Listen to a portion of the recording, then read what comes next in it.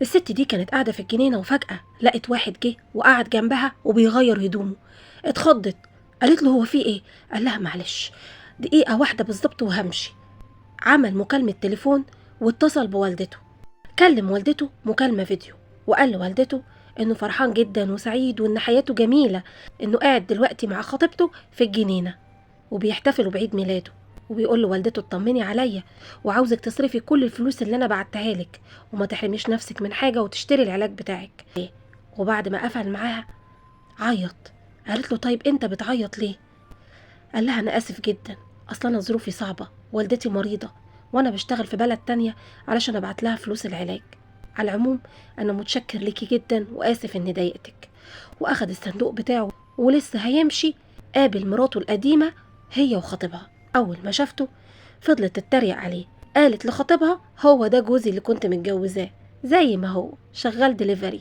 وبدأت تتفخر قدامه بانها اشتغلت مديرة شركة كبيرة معروفة جدا في بلدهم، انما هو زي ما هو.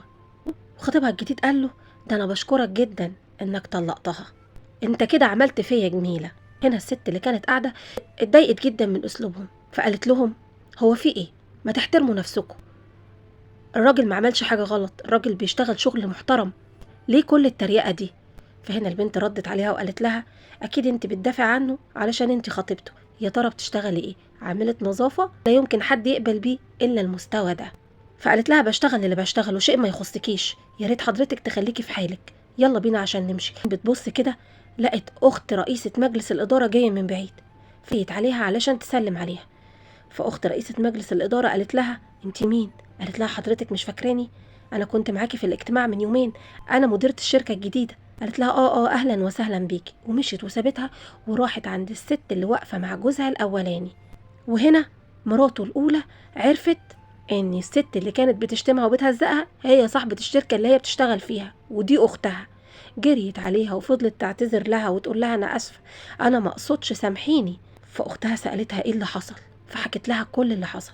قالت لها ما ينفع واحدة بالاخلاق دي ما ينفعش تقعد في شركتنا يوم واحد، اطرديها. فصاحبة الشركة فعلا طردتها. مجرد ما قالت لها انت مطرودة، خطيبها قال لها وبما انك انت خلاص بقيتي مش بتشتغلي ومش مديرة فانت كمان ما تلزمينيش، ومشي وسابها.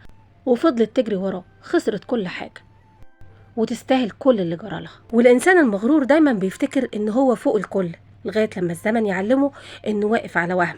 والمغرور بيطلع السلم لوحده بس لما بيقع ما بيلاقيش حد يسنده. لو متفقين معايا في الرأي اكتبولي في التعليقات وما تنسوش تصلوا على النبي.